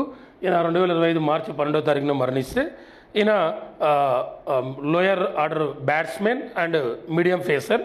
ఈయన భారత తరఫున 29 టెస్ట్ మ్యాచ్లు ఆడాడు. భారత తరఫున 29 టెస్ట్ మ్యాచ్లు ఆడి 47 వికెట్లు తీయడం జరిగింది. భారత తరఫున 29 టెస్ట్ మ్యాచ్లు ఆడాడు, 47 వికెట్లు తీశాడు. Medium phasor and lower order batsmen ఈయన 1959 నుంచి 79 వరకు 1959 నుంచి 1979 వరకు రంజీ ట్రోఫీ, హైదరాబాద్ రంజీ టీంకు మెంబరు, సభ్యుడు కూడా, అందులో ఒక ప్లేయర్ కూడా. ఈయన రంజీ మనకు తెలుసు కాదు, దేశవాళీ టెస్ట్ క్రికెట్ టోర్నమెంట్, దేశవాళీ first class test cricket tournament ఏంటంటే రంజీ ట్రోఫీ. ఆ రంజీ ట్రోఫీలో కూడా ఇతను మెంబర్, అంటే రంజీ ట్రోఫీ మెంబర్ ప్లేయర్. 1959 నుంచి 79లో హైదరాబాద్ రంజీ జట్టు ప్లేయర్. మనకు రీసెంట్గా రంజీ ట్రోఫీ కూడా జరిగింది, చెప్పిన మనం గత క్లాసులో. 2024 అక్టోబర్ 11 నుంచి 2025 మార్చి 2 వరకు 90వ రంజీ ట్రోఫీ జరిగిందని చెప్పా. 90వ రంజీ ట్రోఫీ. ఆ 90వ రంజీ ట్రోఫీ జరిగితే విన్నర్ ఎవరని చెప్పిన విదర్భ అని చెప్పిన. విదర్భకు రంజీ ట్రోఫీ రావడం 3వసారి. రన్నర్ అప్ ఎవరంటే కేరళ. రంజీ ట్రోఫీ ఎక్కువ సార్లు వచ్చింది ఎవరంటే ముంబైకి 42 సార్లు వచ్చింది. రంజీ ట్రోఫీ ప్రారంభమైనప్పుడు అంటే 1934లో రంజీ ట్రోఫీ స్టార్ట్ అయింది. ఇప్పుడు రంజీ ట్రోఫీ ఎందుకు వచ్చిందంటే, ఈయన రంజీ ట్రోఫీ ప్లేయర్గా కూడా పనిచేశాడు 1959 నుంచి 79. ఈయన భారతదేశం తరఫున 29 టెస్ట్ మ్యాచ్లు ఆడి 47 వికెట్లు తీశారు. Medium pace bowler. ఈయన 2025 మార్చి 12వ తారీఖున మరణించడం జరిగింది. ఓకేనా, క్లియర్, ఇదొక పాయింట్. నెక్స్ట్ కొమరం భీమ్ జాతీయ పురస్కారం 2024 సంవత్సరానికి కొమరం భీమ్ జాతీయ పురస్కారాన్ని ప్రకటించారు. ఈ కొమరం భీమ్ జాతీయ పురస్కారాన్ని మన తెలుగు నటుడు సాయి కుమార్కి ప్రకటించడం జరిగింది. కొమరం భీమ్ జాతీయ పురస్కారాన్ని కొమరం భీమ్ది ఎవరికి ఇచ్చారంటే సాయి కుమార్కి ఇవ్వడం జరిగింది. గోండు తెగలకు చెందిన విప్లవ నాయకుడు ఇతను. గోండు తెగలకు చెందిన విప్లవ నాయకుడు కొమరం భీమ్. ఆ కొమరం భీమ్ పేరు మీద ఓ పురస్కారాన్ని కూడా ఇస్తే దాన్ని ఎవరికి ఇచ్చారంటే సాయి కుమార్కి ఇవ్వడం జరిగింది. నిజాం ప్రభుత్వానికి వ్యతిరేకంగా సాయుధ పోరాటం చేసిన యోధుడిన ఆదిలాబాద్ జిల్లా ఆసిఫాబాద్ ప్రాంతం అడవుల్లో జోడేఘాట్ దగ్గర గ్రామాల్లో గిరిజనుల రాజ్యాధికారాన్ని నెలకొల్పేందుకు అలుపెరగని పోరాటం చేసి వీరమరణం పొందిన మహాయోధుడు ఆయన. ఆదిలాబాద్ జిల్లా ఆసిఫాబాద్ ప్రాంతంలో కొండల్లో అడవుల్లో జోడేఘాట్ ప్రాంతంలో ఎవరు కొమరం భీమ్ అనే వ్యక్తి, ఆయన పేరు మీద ఒక పురస్కారాన్ని ఇస్తున్నారు. ఆ కొమరం భీమ్ జాతీయ పురస్కారాన్ని ఎవరికి ఇచ్చారంటే సాయి కుమార్, తెలుగు నటుడు సాయి కుమార్కి ఇవ్వడం జరిగింది. కొమరం భీమ్ జన్మించింది ఎప్పుడు 1901 అక్టోబర్ 22న కొమరం భీమ్ జన్మించడం జరిగింది. 1901 అక్టోబర్ 22న కొమరం భీమ్ జన్మించాడు. ఆ అక్టోబర్ 22 కొమరం భీమ్ అక్టోబర్ 22 ఇంకో పాయింట్ కూడా ఉంది మన తెలంగాణలో రైతాంగ సాయుధ పోరాటం స్టార్ట్ అయింది ఎప్పుడు 1946 జూలై 4వ తారీఖున దొడ్డి కొమరయ్య చనిపోవడంతోనే తెలంగాణ రైతాంగ సాయుధ పోరాటం స్టార్ట్ అయింది. ఆ తెలంగాణ రైతాంగ సాయుధ పోరాటం ఎండ్ అయింది ఎప్పుడో 1951 అక్టోబర్ 22వ తారీఖే. ఆ అక్టోబర్ 22 కొమరం భీమ్ జన్మించింది. ఆ అక్టోబర్ 22 కొమరం భీమ్ జన్మించిందని చెప్పాం. అక్టోబర్ 22 చంద్రయాన్ 1 అనే ఉపగ్రహాన్ని ప్రయోగించాం మనం. చంద్రయాన్-1 ఉపగ్రహాన్ని ప్రయోగించింది ఎప్పుడు? 2008 అక్టోబర్ 22వ తారీఖున చంద్రయాన్ అనే ఉపగ్రహాన్ని మనం ప్రయోగించడం జరిగింది పిఎస్ఎల్వి C11 అనే రాకెట్ ద్వారా. ఈ అక్టోబర్ 22 బక్సార్ యుద్ధం జరిగింది. బక్సార్ యుద్ధం 1764 అక్టోబర్ 22న బక్సార్ యుద్ధం జరిగింది. చూడండి ఎలా ఉందో, ప్రతిదీ లింక్ ఎలా ఉంటుందో చూడండి. తెలంగాణ రైతాంగ సాయుధ పోవడం స్టార్ట్ అయింది 1946 జూలై 4. ఈ 1946 క్యాబినెట్ మిషన్ ప్రణాళిక, ఈ 1946 రాజ్యాంగ పరిషత్ ఏర్పాటు చేసింది. ఆ రాజ్యాంగ పరిషత్ మొదటి సమావేశం జరిగింది 1946 డిసెంబర్ 9న జరిగితే తాత్కాలిక అధ్యక్షుడిగా సచిదానంద సిన్హా ఎన్నికాడు. అదే 1946 డిసెంబర్ 11న రాజ్యాంగ పరిషత్ రెండవ సమావేశం జరిగితే శాశ్వత అధ్యక్షుడిగా బాబు రాజేంద్ర ప్రసాద్ ఎన్నికాడు. ఆ తర్వాత 1946 డిసెంబర్ 13న జరిగిన రాజ్యాంగ పరిషత్ సమావేశంలో నెహ్రూ లక్ష్యాలు ఆశయాల తీర్మానాన్ని ప్రవేశపెడితే అది 1947 జనవరి 22న రాజ్యాంగ పరిషత్ ఆమోదించింది. ఓకేనా, ఇది ఒక పాయింట్. కొమరం భీం జాతీయ పురస్కారాన్ని ఇటీవల ఎవరికి ఇచ్చారంటే సాయి కుమార్ 2024కు సాయి కుమార్కి ప్రకటించడం జరిగింది. రైట్. హైడ్రోజన్ రైలు, ఇదొకటి వార్తల్లోకి వచ్చింది. హైడ్రోజన్ రైలు గురించి ఒక పాయింట్ వచ్చింది. ఆ పాయింట్ ఏంటి, ఏం కథ అనేది అదొక దాని గురించి ఒకసారి డిస్కషన్ చేద్దాం.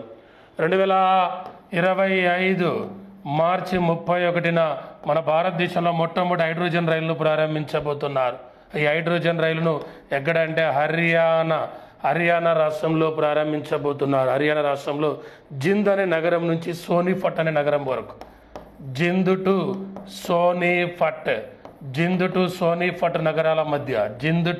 సోనిపట్ నగరాల మధ్య మొట్టమొదటి హైడ్రోజన్ రైలును 2025 మార్చి 1న ప్రారంభించబోతున్నారు.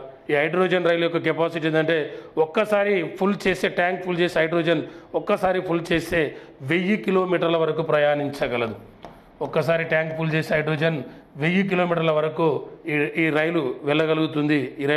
దీని యొక్క కెపాసిటీ 40,000 లీటర్లు. దీని యొక్క కెపాసిటీ ఏదంటే 40,000 లీటర్ల కెపాసిటీ ఫిలప్ చేస్తే 1000 కిలోమీటర్ల వరకు ప్రయాణించగలదు. ఈ హైడ్రోజన్ రైలు యొక్క వేగం గంటకు 140 కిలోమీటర్ల వేగంతో ప్రయాణించగలదు. ప్రపంచంలో హైడ్రోజన్ రైలు ప్రారంభించిన మొట్టమొదటి దేశం ఏదంటే జర్మనీ. ఆసియా ఖండంలో మొదటి దేశం ఏదంటే చైనా. ఆసియా ఖండంలో మొదటి దేశం హైడ్రోజన్ రైలు ప్రారంభించిన మొట్టమొదటి దేశం ఆసియా ఖండంలో అయితే చైనా, ప్రపంచంలో అయితే జర్మనీ, మన ఇండియాలో అయితే హర్యానాలో ప్రారంభించబోతున్నారు. జింద్ టు సోనిపట్ నగరాల మధ్య 90 కిలోమీటర్ల దూరం డిస్టెన్స్. ఓకే, రైట్, ఇదొకటి. Next, ICC player of the month ఫిబ్రవరి. ప్రతి మంత్ కూడా అంటే లాస్ట్ మంత్ జనవరిలో 2025 జనవరిలో ఆ మంత్లో ఎవరైతే బాగా ఆడిన ప్లేయర్లు ఉంటారో ఆ మంత్లో బాగా పర్ఫామ్ చేసిన ప్లేయర్లు పురుషుల కేటగిరీలో ఒకరిని, మహిళల కేటగిరీలో ఒకరిని సెలెక్ట్ చేస్తారు. ఇప్పుడు ఇది మార్చి మంత్ కాబట్టి ఫిబ్రవరి మంత్ ఇది. అంటే ఫిబ్రవరిలో ఎవరైతే బాగా ఆడిన ప్లేయర్లు 2025లో ఫిబ్రవరిలో బాగా ఆడిన ప్లేయర్లను సెలెక్ట్ చేసి రీసెంట్గా ప్రకటించడం జరిగింది. ఇది ఎవరు ఈసారి ఎవరిని ప్రకటించారంటే మన Indian Shubman Gill 2025 player of the ICC month award. ఏ మంత్కు? ఫిబ్రవరి మంత్ పురుషుల కేటగిరీలో శుభమన్ గిల్ను సెలెక్ట్ చేయడం జరిగింది. ఈ శుభమన్ గిల్ 1 సెంచరీ, 3 హాఫ్ సెంచరీలు, మొత్తం 406 పరుగులు చేశాడు. ఫిబ్రవరి మంత్లో 406 పరుగులు చేయడం జరిగింది. ఈ శుభమన్ గిల్ని బెస్ట్ ప్లేయర్గా 2025 ఫిబ్రవరి మంత్ ఐసీసీ మంత్ అవార్డు ప్రకటించారు. అదే మహిళల కేటగిరీ అయితే Alana King, leg spinner, Australia దేశానికి చెందిన అలానా కింగ్, మహిళల కేటగిరీలో అలానా కింగ్ సెలెక్ట్ అయింది. ఈమె ఆస్ట్రేలియాకి సంబంధించిన స్పిన్ బౌలర్. మహిళల కేటగిరీలో అలానా కింగ్, పురుషులైతే శుభమన్ గిల్. ఏ మంత్ అంటే ఫిబ్రవరి ICC player of the month award.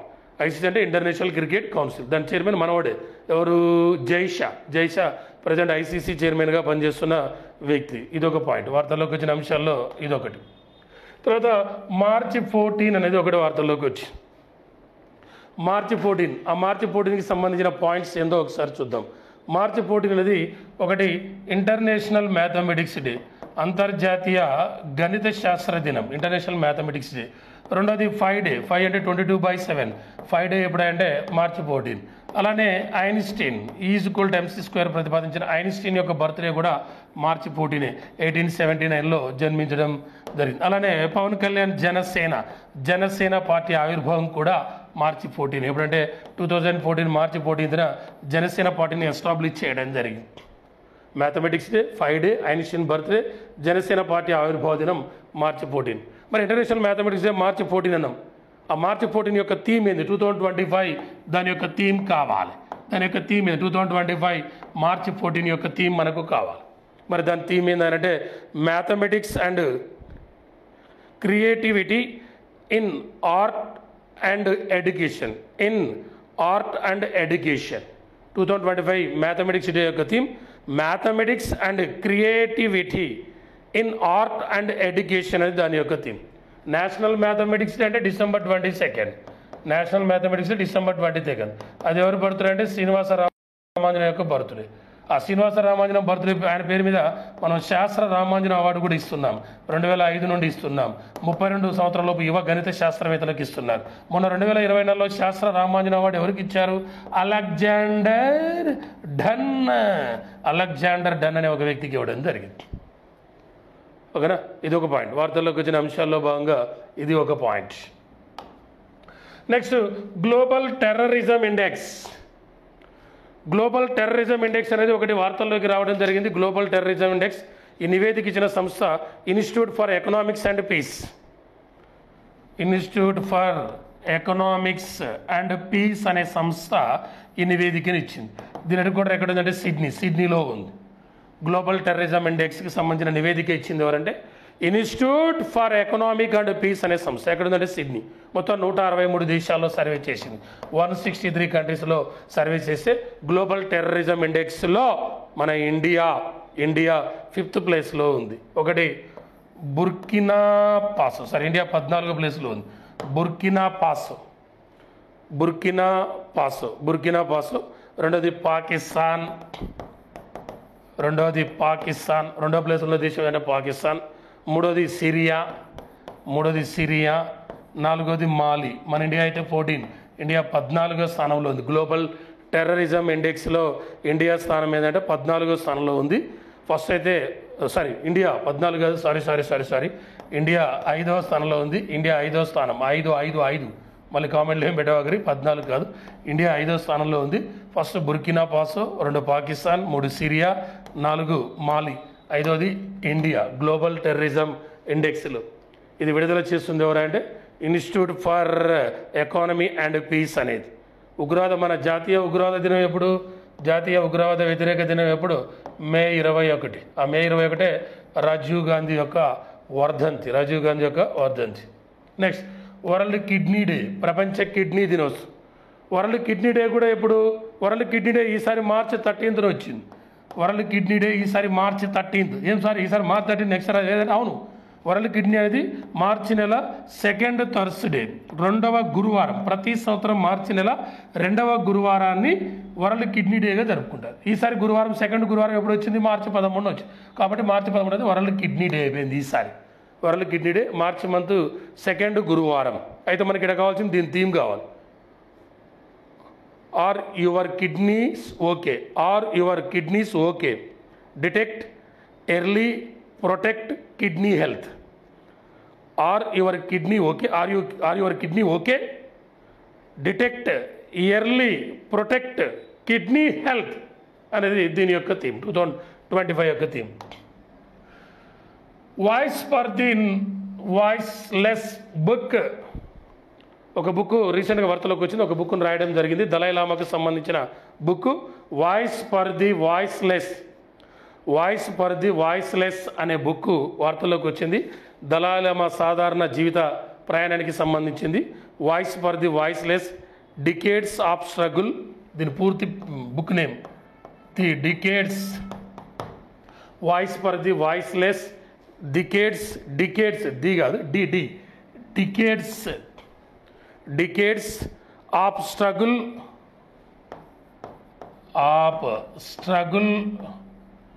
With China for my land and my people.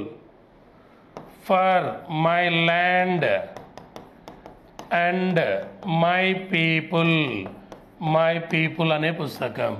Voice for the voiceless decades of struggle with China for my land and my people అనే పుస్తకం దలై లామా యొక్క సాధారణ జీవిత ప్రయాణాన్ని గురించి తెలియజేస్తుంది. ఆ బుక్ రీసెంట్గా విడుదల కావడం జరిగింది. దలై లామా టిబెట్ ఆధ్యాత్మిక గురువు అనే విషయాన్ని కూడా గుర్తుపెట్టుకోండి. ఓకేనా, ఇదొక పాయింట్. Next IIFA awards. రీసెంట్గా ఐఫా అవార్డ్స్ 25వ ఐఫా అవార్డ్స్ను రీసెంట్గా ప్రదానం చేయడం జరిగింది. ఐఫా అవార్డులు అనేది 2000 సంవత్సరంలో ప్రారంభించారు. ఈసారి ఐఫా అవార్డుల యొక్క ప్రధానోత్సవం రాజస్థాన్ రాజధాని జైపూర్లో ఈసారి 25వ ఐఫా అవార్డుల యొక్క ప్రధానోత్సవ కార్యక్రమం జరగడం జరిగింది. ఐఫా అంటే international Indian film academy. I అంటే ఇంటర్నేషనల్, ఐ అంటే ఇండియా, ఎఫ్ అంటే ఫిలిం, ఏ అంటే అకాడమీ. ఇది హిందీ భాషకు హిందీ భాషలో బెస్ట్ పిక్చర్స్, హిందీ లాంగ్వేజ్లో బెస్ట్ పిక్చర్స్కి ఐఫా అవార్డు ఇస్తారు. ఈసారి ఇది మార్చి 8-9 తేదీలో ఈ ఫెస్టివల్ జరిగింది. మార్చి 8-9 తేదీల్లో ఈ ప్రధానోత్సవ కార్యక్రమం జరిగితే 25వ ఐఫా అవార్డులలో బెస్ట్ పిక్చర్గా లపాటా లేడీస్, ఈసారి బెస్ట్ పిక్చర్ ఏదంటే లపాటా లేడీస్ అనేది 25వ ఐఫా అవార్డులో బెస్ట్ పిక్చర్గా సెలెక్ట్ కావడం జరిగింది. బెస్ట్ దర్శకత్వం వహించింది కిరణ్ రావు. బెస్ట్ డైరెక్టర్ ఎవరంటే కిరణ్ రావు. Best director Kiran Rao. ఏ సినిమా అంటే లపాటా లేడీస్. దానికి దర్శకత్వం వచ్చిన కిరణ్ రావు ఈసారి బెస్ట్ డైరెక్టర్. అలానే బెస్ట్ మ్యూజిక్ డైరెక్టర్ కూడా ఆ సినిమాకి సంబంధించి రామ్ సంపత్. ఏ సినిమా అంటే లపాటా లేడీస్. అలానే బెస్ట్ నటుడు, బెస్ట్ హీరో అంటే కార్తిక్ ఆర్యన్ అనే వ్యక్తి బెస్ట్ హీరో. కార్తిక్ ఆర్యన్ 25వ ఐఫా అవార్డులో బెస్ట్ హీరో కార్తిక్ ఆర్యను బూల్ బులాయాత్రి అనే మూవీకి. బెస్ట్ నటి అయితే నితాన్షి గోయల్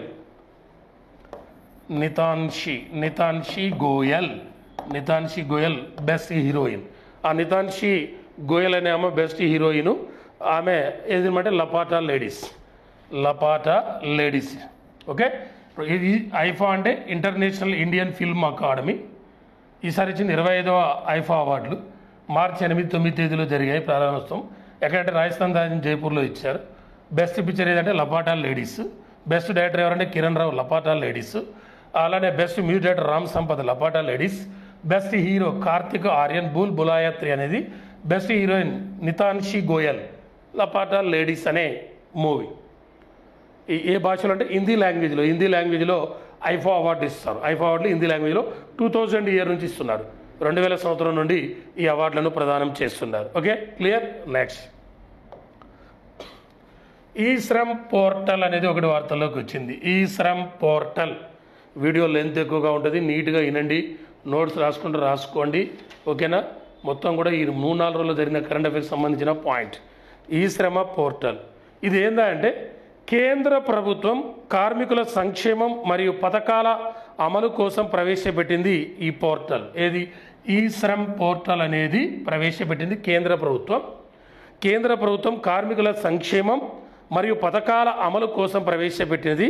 ఇందులో పురుషుల కంటే మహిళల సంఖ్య అధికంగా ఉంది. ఈ పోర్టల్లో పురుషుల కంటే మహిళలు ఎక్కువగా ఉన్నారు. మొత్తం 30,068 కోట్ల మంది కార్మికులు తమ పేరును నమోదు చేసుకున్నారు. ఇందులో 30.68 కోట్ల మంది అసంఘటిత కార్మికులు ఈ పోర్టల్లో పేరు నమోదు చేసుకుంటే ఇందులో పురుషుల కంటే మహిళలే ఎక్కువగా ఉన్నారు.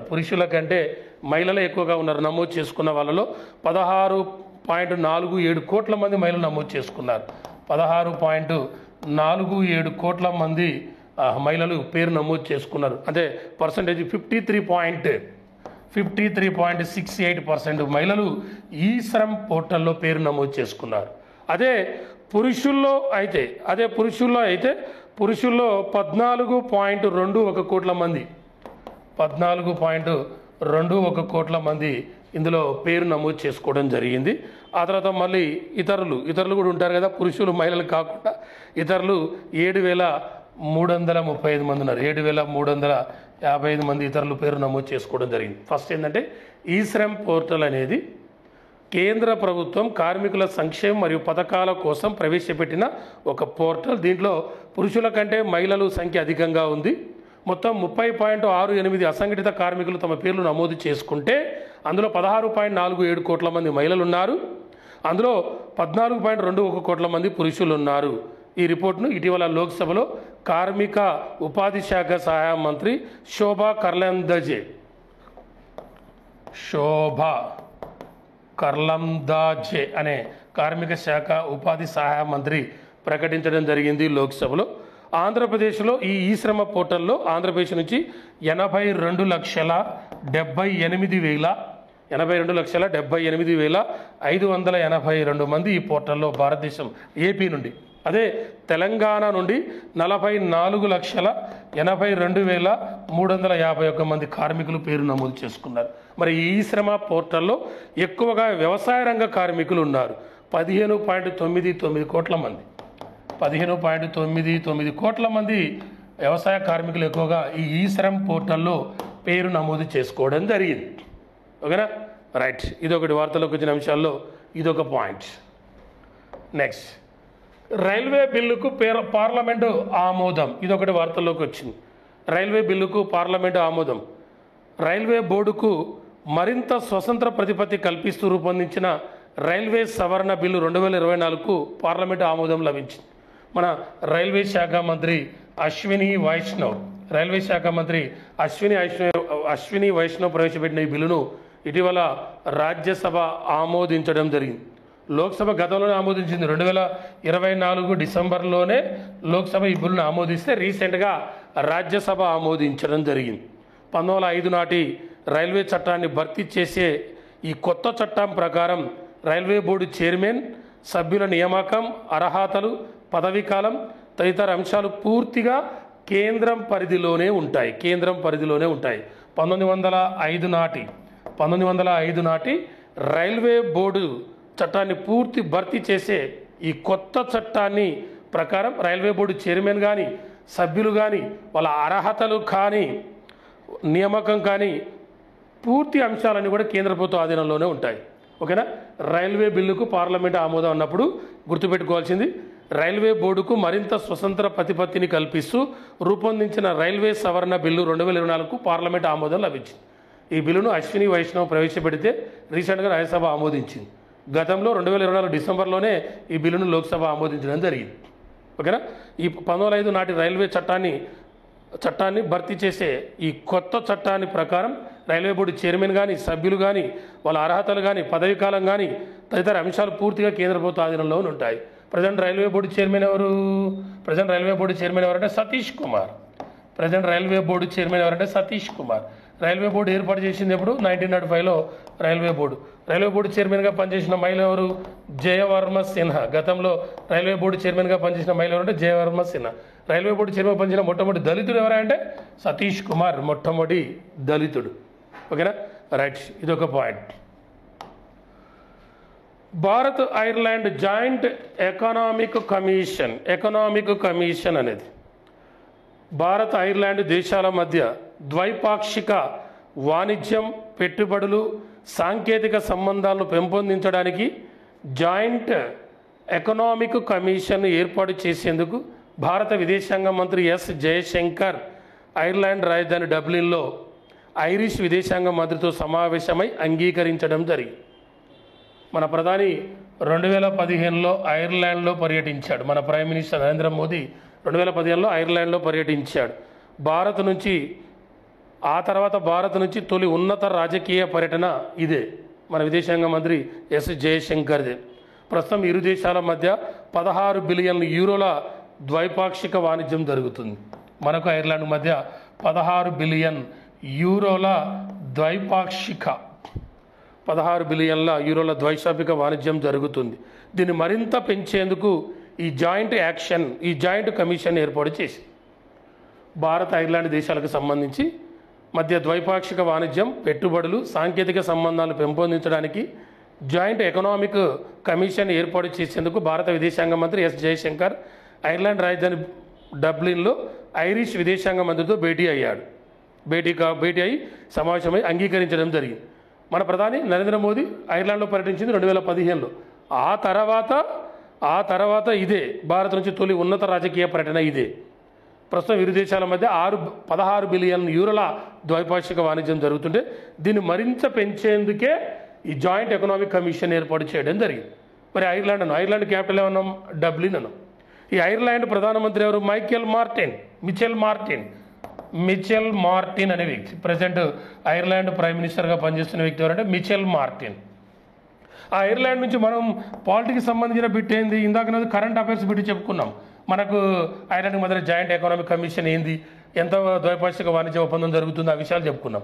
ఈ ఐర్లాండ్కు సంబంధించి పాలిటిక్ బిట్ ఏంటంటే ఐర్లాండ్ నుంచి గ్రహించి మన రాజ్యాంగంలో 3 అంశాలు పొందుపరిచాం మనం. ఒకటి ఆదేశిక సూత్రాలు, వీటిని డైరెక్టర్ ఆఫ్ ప్రిన్సిపల్స్ అని అంటారు, నిర్దేశక నియమాలు. ఈ ఐర్లాండ్ నుండే రాష్ట్రపతి ఎన్నిక విధానాన్ని కూడా మనం గ్రహించడం జరిగింది. ఈ ఐర్లాండ్ నుండే రాజ్యసభకు రాష్ట్రపతి 12 మంది నామినేట్ చేసే విధానాన్ని మనం ఐర్లాండ్ నుండే గ్రహించి, రాజ్యసభకు రాష్ట్రపతి 12 మంది నామినేట్ చేస్తాడు. ఏ ఆర్టికల్ ప్రకారం? 80 సబ్-క్లాస్ 3 ఆర్టికల్ ప్రకారం. ఇదొక పాయింట్. ఇదే ఐర్లాండ్ నుండి మన భారతదేశానికి 2 మహిళలు వచ్చారు. 1893లో అనీ బెసెంట్ వచ్చింది. 1898లో సిస్టర్ నివేదిత. ఈ మార్గరెట్ నోబెల్కి సిస్టర్ నివేదిత అని పేరు పెట్టింది ఎవరు? స్వామి వివేకానంద్. హిస్టరీకి సంబంధించిన ఐర్లాండ్, పాలిటిక్స్ సంబంధించింది, కరెంట్ అఫైర్స్ సంబంధించిన ఐర్లాండ్కి సంబంధించిన పాయింట్స్. ఓకేనా? ఇదొకటి వార్తల్లోకి వచ్చిన అంశాల్లో ఇదొకటి. హాకీ వరల్డ్ కప్ను సాధించి 50 సంవత్సరాలు పూర్తయింది. ఇదొక పాయింట్. హాకీ వరల్డ్ కప్ సాధించి 50 సంవత్సరాలు 50 ఇయర్స్ కంప్లీట్ కావడం జరిగింది. 1975 మార్చి 15వ తారీఖున మనం హాకీ వరల్డ్ కప్ సాధించాం. అప్పుడు హాకీ వరల్డ్ కప్ ఎక్కడ జరిగిందనంటే మలేషియాలో హాకీ వరల్డ్ కప్ జరిగింది. అప్పుడు రన్నరప్ ఎవరంటే పాకిస్తాన్ రన్నరప్. ఆ హాకీ వరల్డ్ కప్ జరిగింది Malaysia, runner up Pakistan, winner India. ఏ ఇయర్ అంటే 1975. ఇది 2025 మార్చి 15 నాటికి 50 సంవత్సరాలు పూర్తి కావడం జరిగింది. ఇండియా హాకీ వరల్డ్ కప్ను సాధించి. హాకీ వరల్డ్ కప్ స్టార్ట్ అయింది ఎప్పుడు? 1971లో హాకీ వరల్డ్ కప్ స్టార్ట్ అయింది. ఇక్కడ స్పెయిన్లో హాకీ వరల్డ్ కప్ స్టార్ట్ అయింది. ఈ హాకీ వరల్డ్ కప్ 2026లో జరగబోతుంది. 16వ హాకీ వరల్డ్ కప్ జరగబోతుంది. ఇక్కడ బెల్జియం, నెదర్లాండ్స్లో జరగబోతుంది. నెదర్లాండ్స్లో హాకీ వరల్డ్ కప్ జరగబోతుంది. ఇప్పటివరకు హాకీ వరల్డ్ కప్ 15 సార్లు జరిగితే మనకు ఒకే ఒకసారి వచ్చిందనో, ఒకే ఒకసారి అంటే 1975. ఎక్కువ సార్లు వచ్చింది పాకిస్తాన్కి 4 సార్లు వచ్చింది. హాకీ వరల్డ్ కప్ ఇండియాలో ఎన్నిసార్లు జరిగిందంటే 4 సార్లు జరిగింది. 1982లో ఇండియాలో హాకీ వరల్డ్ కప్ ముంబైలో జరిగింది. ఆ తర్వాత 2010లో ఢిల్లీలో జరిగింది. ఆ తర్వాత 2018లో భువనేశ్వర్లో జరిగింది. ఆ తర్వాత 2023లో జరిగింది మళ్ళీ భువనేశ్వర్ అండ్ రూర్కెలా. ఈ 4 సార్లు మన ఇండియాలో హాకీ వరల్డ్ కప్ జరిగింది.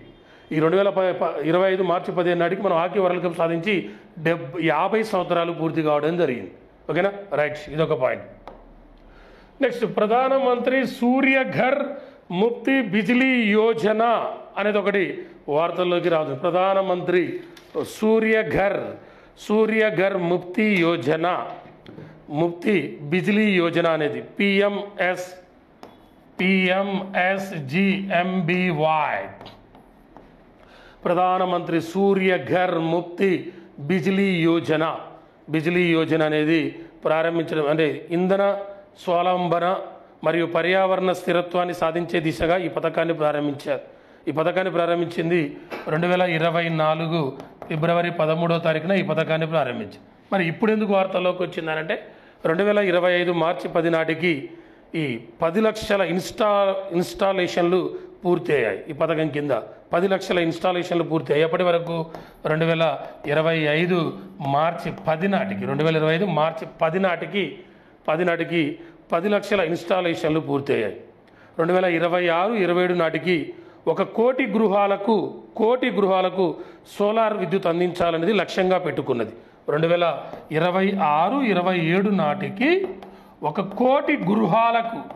కోటి ఇండ్లకు సౌర విద్యుత్ అందించాలనేది లక్ష్యంగా పెట్టుకుంది.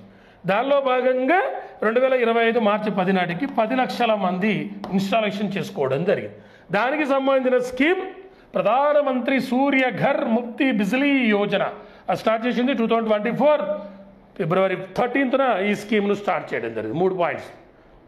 ప్రధానమంత్రి సూర్యఘర్ ముఫ్తీ బిజిలీ యోజన స్కీమ్ ఏంటంటే 2026-27 నాటికి భారతదేశంలో 1 కోటి గృహాలకు సౌర విద్యుత్తును అందించారు. అది 2025 మార్చి 10 నాటికి 10 లక్షల గృహాల్లో ఇన్స్టాలేషన్ అయిపోయింది. మరి అది ప్రారంభించింది 2024 ఫిబ్రవరి 13వ తారీఖు. Clear? Okay, right. Next mycelium ఇటుకలు ఇతరుల వార్తలోకి వచ్చింది. మళ్ళీ ఇదొకటి ఇటుకలు, మైసీలియం ఇటుకలు వాతావరణ మార్పు, నిర్మాణ పరిశ్రమ, దాని కర్బన పాదముద్రను తగ్గించడానికి పర్యావరణ అనుకూలం కోసం మైసీలియం ఇటుకలను రూపొందించడం జరిగింది. ఈ మైసీలియం ఇటుకలను ఊక, రంపపు పొట్టు, ఊక, రంపపు పొట్టు మరియు శిలీంద్ర బీజాంశాలతో తయారు చేస్తారు. శిలీంద్ర బీజాంశాలతో ఈ మైసీలియం ఇటుకలను తయారు చేస్తున్నారు. ఊక, రంపపు పొట్టు, శిలీంద్ర బీజాంశాలతో కలిపి మైసీలియంను తయారు చేస్తున్నారు. ఈ సాంప్రదాయంగా కాల్చిన బంకమటి ఇటుక ఉత్పత్తి వల్ల కలిగే 300 మిలియన్ టన్నుల కార్బన్ డయాక్సైడ్ CO2 ఉద్గారాలను గణనీయంగా తగ్గించగలవు. దీని మెయిన్ ఉద్దేశం ఏంటంటే సాంప్రదాయ కాల్చిన బంకమట్టి ఇటుక ఉత్పత్తి వల్ల కలిగే 300 మిలియన్ టన్నుల CO2 కార్బన ఉద్గారాలను గణనీయంగా తగ్గించడం కోసం ఇటీవల మైసీలియం ఇటుకలు అనే దాన్ని పరిచయం చేయడం జరిగింది. మైసీలియం ఇటుకలు అనేది ఇదొకటి వార్తల్లోకి వచ్చిన అంశాల్లో భాగంగా ఇది ఒకటి. తర్వాత టెస్ట్ క్రికెట్ మొదలై 140 సంవత్సరాలు పూర్తయింది. టెస్ట్ క్రికెట్ స్టార్ట్ అయ్యి 140 సంవత్సరాలు పూర్తి కావడం జరిగింది. 1877 మార్చి 15 నాటికి 1877 నాటికి టెస్ట్ క్రికెట్ మొదలై 148 సంవత్సరాలు పూర్తి కావడం జరిగింది. 148 ఇయర్స్ పూర్తయింది. ఎప్పటికీ 2025 మార్చి 15 నాటికి టెస్ట్ క్రికెట్ స్టార్ట్ అయ్యి 148 సంవత్సరాలు పూర్తయింది. ఈ టెస్ట్ క్రికెట్ అనేది ఫస్ట్ మ్యాచ్ ఆస్ట్రేలియా, ఇంగ్లాండ్ దేశాల మధ్య మెల్బోర్న్ స్టేడియంలో ఫస్ట్ టెస్ట్ క్రికెట్ జరిగింది. ప్రపంచవ్యాప్తంగా ఫస్ట్ టెస్ట్ క్రికెట్ జరిగింది ఆస్ట్రేలియా, ఇంగ్లాండ్ల మధ్య మెల్బోర్న్ స్టేడియంలో 1877 మార్చి 15 జరిగితే అది 2025 మార్చి 15 నాటికి 148 సంవత్సరాలు పూర్తి చేసుకోవడం జరిగింది. మన ఇండియా ఫస్ట్ టెస్ట్ మ్యాచ్ ఆడింది ఎప్పుడు? 1932 జూన్ 25న మనం ఫస్ట్ టెస్ట్ మ్యాచ్ ఇంగ్లాండ్తో ఆడినాం. మనం ఫస్ట్ వన్డే మ్యాచ్ ఆడింది ఎప్పుడు? 1974 జూలై 13న ఇంగ్లాండ్తో ఆడాం. మనం ఫస్ట్ T20 మ్యాచ్ ఎప్పుడు ఆడినాం? 2006 డిసెంబర్ 1న ఫస్ట్ T20 మ్యాచ్ సౌత్ ఆఫ్రికాతో ఆడడం జరిగింది. ప్రపంచంలో మొట్టమొదటి టెస్ట్ మ్యాచ్ 1877 మార్చి 15 జరిగింది. ఓకేనా, రైట్. నెక్స్ట్, ఆస్ట్రియా దేశ సంస్థతో శక్తి ఎయిర్ క్రాఫ్ట్ ఇండస్ట్రీ ఒప్పందం జరిగింది. పైలట్లకు శిక్షణకు వినియోగించే DA-40NG విమానాలు, DA-40NG పైలట్లకు శిక్షణకు వినియోగించే DA-40NG విమానాల ఉత్పత్తి ఆస్ట్రియాకు చెందిన డైమండ్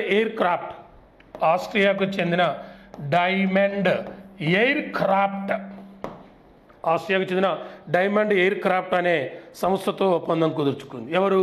మన తమిళనాడులోని కోయంబత్తూరుకు చెందిన శక్తి ఎయిర్ క్రాఫ్ట్ ఇండస్ట్రీ అనేది. బాగా గుర్తుపెట్టుకోండి. ఫస్ట్ పాయింట్ ఏంటంటే ఇక్కడ ఫస్ట్ పాయింట్ పైలట్ల శిక్షణకు వినియోగించే DA-40NG విమానాల ఉత్పత్తి ఆసియా దేశానికి చెందిన డైమండ్ ఎయిర్ క్రాఫ్ట్ అనే సంస్థ ఒప్పందం కుదుర్చుకుంది. ఎవరంటే శక్తి ఎయిర్ క్రాఫ్ట్ ఇండస్ట్రీ, ఎక్కడంటే కోయంబత్తూరుకు సంబంధించింది. దీని ప్రకారం 200 విమానాలను కొనుగోలు చేయనున్నారు. 200 విమానాలను. ఆ 200 విమానాలను కొనుగోలు చేస్తే ఇందులో 150 విమానాలను మన దేశంలోనే అసెంబుల్ చేస్తారు. 150 విమానాలను మన దేశంలోనే అసెంబుల్ చేస్తారు. ఓకేనా.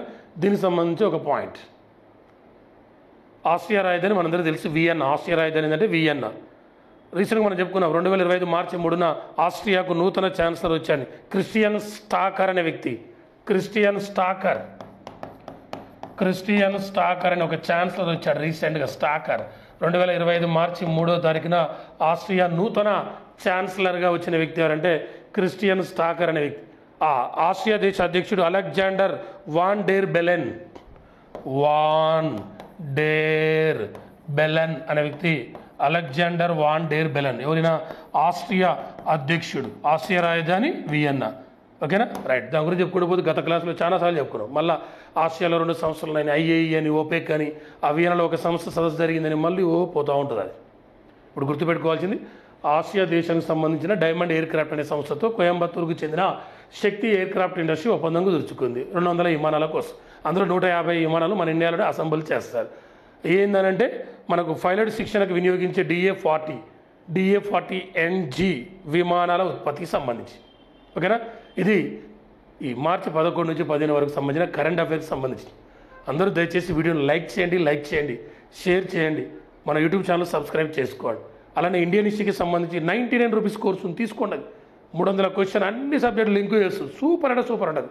కరెంట్ అఫైర్ జీకే కూడా ఉంది 150 రూపాయలకే, 149 రూపీస్కి 6 months వ్యాలిడిటీతో.